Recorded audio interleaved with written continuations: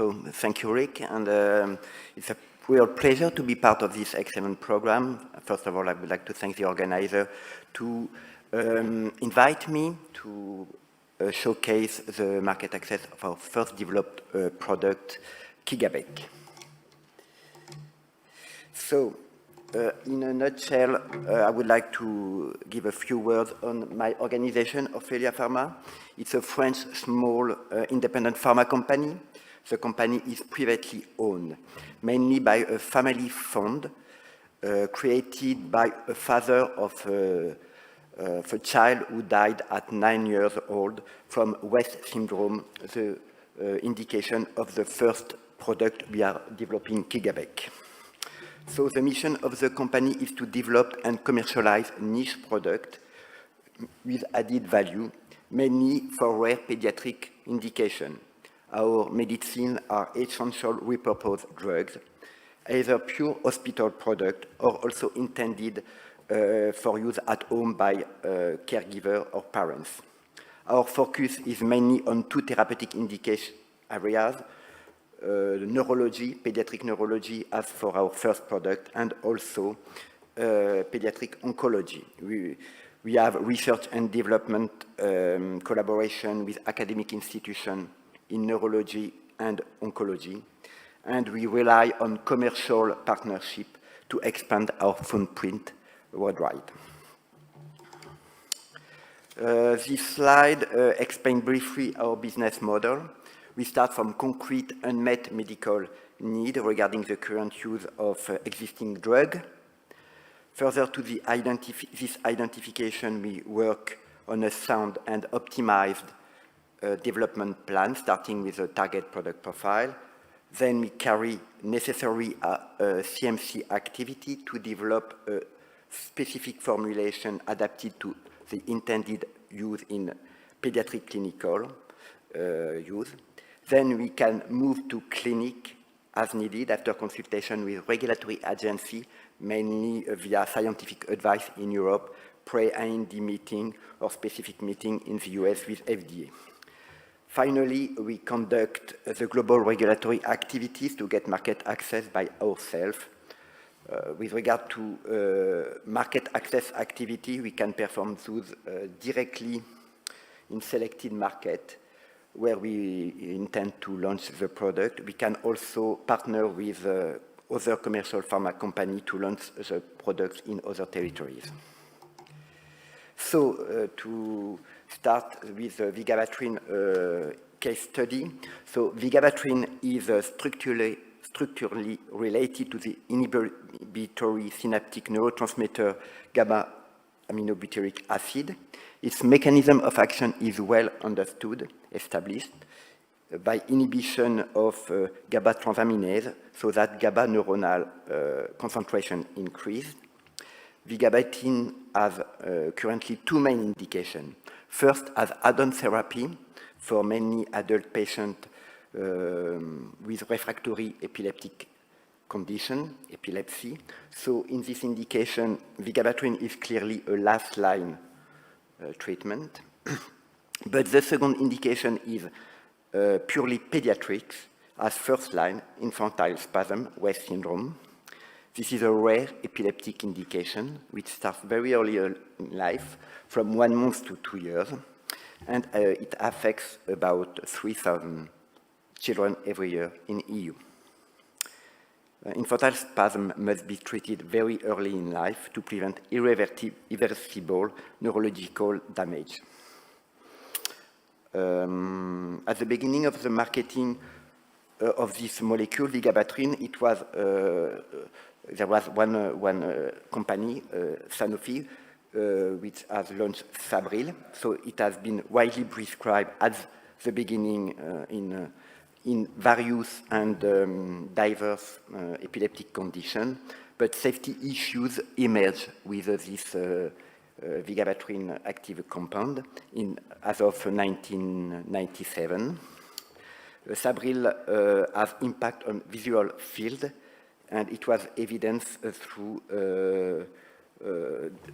specific exam. It's not easy to detect, and it's quite insidious, but it may lead to irreversible tunnel vision is up to 1/3 of heavily exposed patients. So vigabatrin is difficult to manage, but it's an important drug, at least in a pediatric epileptic condition, infantile spasm. It requires regular visual field monitoring. Treatment duration and dose exposure should be limited to avoid the severe side effect, and so the duration of treatment should be maximum 1 year. So Sabril, originator and only vigabatrin product on the EU market for long, has not been designed for use in children. It is available in 2 dosage forms, tablets, which cannot be swallowed by children, and also sachets with a high dose of 500 milligram powder inside, which can be divided into portions to give the right small dose to children. But it's not easy, and imprecise dosing by using 500 milligram powder in sachet may impact negatively the drug safety profile. As mentioned, the right dose exposure is key for the management of vigabatrin treatment. Moreover, this practice leads to open sachets and discard the unused portion into the environment. This is why EMA has early back in 2013 identified that there was a true need, unmet need for an age-appropriate formulation of vigabatrin to treat infantile spasm. So, based on this, Orphelia Pharma started to develop Kigabec in 2014. Scored soluble tablets were formulated, including 1 low dosage of 100 milligram, allowing precise 50 milligram dose increments. There are key advantages, of course, of this pediatric formulation versus originator. The first one is that Kigabec allows better dose to body weight adjustment and precise titration. It is difficult to assess upfront how a more precise titration could impact the safety profile of the treatment, but we have developed a specific model, and it shows that the risk of field defect, visual defect occurrence could decrease by about 20% by using Kigabec instead of Sabril in infantile spasm. Also, the clinical studies that we have performed with Kigabec in line with the required pediatric investigation plan agreed with the EMA Pediatric Committee demonstrated a very good acceptability of Kigabec versus Sabril. Also, we have conducted specific studies to demonstrate that this formulation was compatible with tubes material and could be given in gastric and nasogastric tubes. This is important for some patients that cannot even swallow. Last but not the least, Kigabec avoids vigabatrin wastage. So ultimately, approval was granted by EMA for Kigabec on September 20, 1918, as a PUMA product, so as a pure pediatric use marketing authorization, as per the EU legislation. So now we move to what happened in real life. 5 years after Kigabec European approval, what is the current EU availability of the drug? It's really what matters at the end. So, as you can see on this slide, market access processes have been completed only in France, UK, and Lithuania. Product was launched but withdrawn from the German market. Product is also available under specific access scheme in Greece, and it is distributed in Russia via tenders and used in India by a charity, distributed by a charity. So globally, it's clear and that it's not satisfactory for the infantile spasm pediatric patient in the EU and Orphelia Pharma as a commercial organization. Orphelia Pharma's clear objective from the beginning was to market the product and to make this product available as extensively as possible across Europe. Therefore, different partners have been identified, commercial partners, for most of the 27 EU countries, and together with those commercial partners, national market access procedures have been initiated first in Germany, France and UK, and then in Italy, Spain and Portugal, to name the first countries. For Italy, Spain and Portugal, the proposed price were based on the price approved in France and UK, but agreement could not be reached with competent authority on viable prices in Spain in those countries. Lastly, recently in Belgium, curiously, only one dosage form, the low dosage form, was agreed on price, but the high dose was denied. So ultimately, it makes no sense because we have to use the two dosage form to titrate the patient. So at the end, the product cannot be marketed in Belgium too. So we will describe the successful French and German case. As you can see on this slide,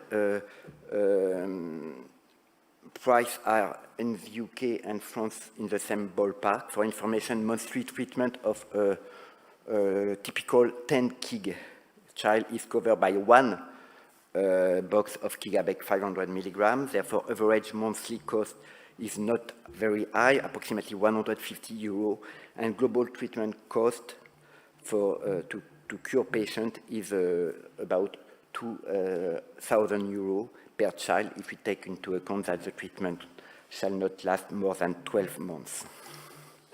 So the successful French case in details. So in October 2018, the Health Technology Assessment dossier was submitted to Haute Autorité de Santé, French National Authority for Health. In June 2019, as expected, the Transparency Committee of Haute Autorité de Santé provided a favorable recommendation to allow product reimbursement based on substantial clinical benefit with no improvement compared to existing therapy intervention. In November 2019, after interaction with a French Medicine Pricing Committee, agreement was reached on viable list price for Kigabec based on a specific article 13, now Article 15b, of the framework agreement between the Pricing Committee and the French Federation of Pharmaceutical Industry, LEM. And the wording of this Article 15 reads as follows. It is important. So as soon as a medication is mentioned in the specific inventory of pediatric medication needs established by the EMA, the manufacturing price, excluding taxes, guarantees a daily treatment cost at least equal to the treatment cost of the drug in adults. So this allows a list price of Kigabec a bit less than 4 times the list price of the comparator Sabril. The price of Sabril has not been modified and increased for decades, noteworthy. So a reasonable price, premium price compared to originator is allowed for PUMA products in France. This is not the case in Germany. So in October 2017, Ophelia wrote to GBA to claim an analog exemption to submit an early benefits assessment dossier for Kigabec at the launch date of the product in Germany.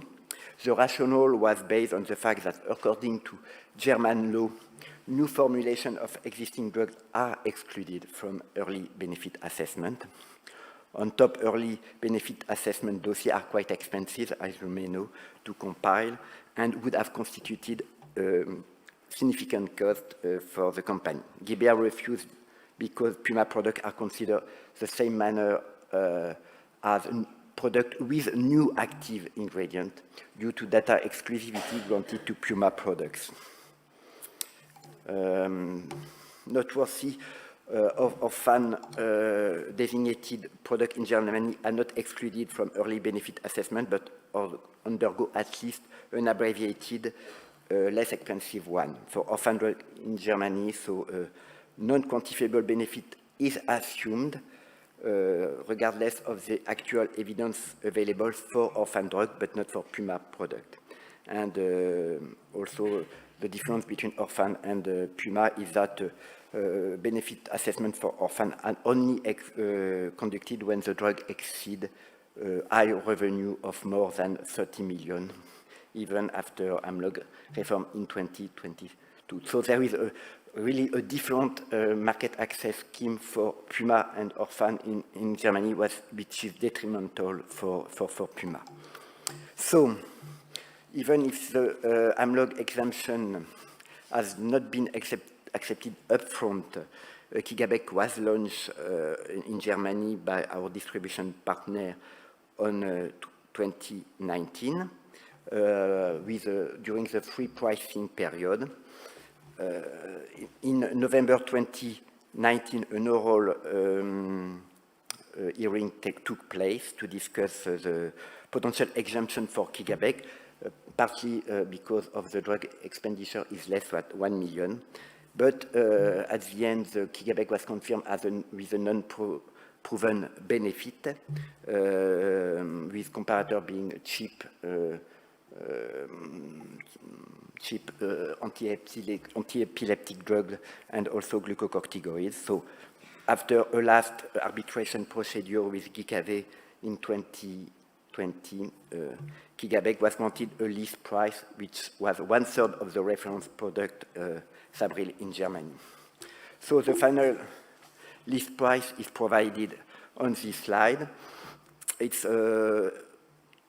1/10 of the French and UK price, and if we, that's important, if we take into account only the cost of the API, vigabatrin is the list price in Germany does not even cover the price of the API. So logically, Kigabec was withdrawn from Germany in 2021 for obvious reason for the price. So we come to the conclusion that as main takeaways from this case study of PUMA products in Europe, it can be mentioned that the only pediatric formulation of vigabatrin is not available as it should be across EU countries. Even if vigabatrin is an essential first-line drug for infantile spasm, most payers do not recognize the added value for the target population of a galenic innovation for age-appropriate formulation. Thus, the EMA priority list for pediatric needs is useless in that regard. And I have already mentioned that Sabril is the only other EU option for a vigabatrin treatment, but I can also add that Sabril was in short supply in most EU countries for about 1 year last year. This is a short supply situation is not acceptable for the pediatric patient, of course, who suffer for infantile spasm, and with Kigabec, we could have managed better this short supply situation. It was pediatric epilepsy specialist told in Germany. There is only one company on the German market that distributes vigabatrin, and it was not able to deliver the drug for months. The availability of Kigabec would have prevented children from harm. So, more globally, if we consider the situation of all PUMAs on the EU market, we can also conclude that the PUMA status has not contributed significantly to the increase of medicinal products developed for children. Since the introduction of the pediatric regulation in 2006, only 9 pediatric products have been developed under the PUMA scheme. It's not attractive for pharmaceutical companies, and mainly because member states place less value on existing medicinal products and are not willing to pay a higher price to cover the development of a pediatric formulation. For a small company such as Orphelia, of course, investing in the development of a PUMA product cannot be contemplated anymore without really paradigm changes regarding the price reimbursement of those products in the EU. So, as men, of course, in the perspective and what we can discuss for the future, so we will have the new EU pharmaceutical regulation in the future. So it's a knowledge, a specific requirement we continue to apply to those type of medicinal product in order to support their development, because of course it's not possible only to recoup cost if we have not adequate incentive, but clarity and coherence should be incorporated in the new regulation. And I think that the main obstacle to the development of PUMA products is not linked to regulatory protection aspects. That's not what's it's at stake at the end, but it's the lack of premium price over existing product developed for adults is the main issue. And without changing the whole policy for price and reimbursement in EU, perhaps we have to think about the French price advantage for PUMA products, and so to have a higher price per amount for product developed for children compared to adults, and this would be certainly something that could help to develop such products in Europe in the future. Thank you.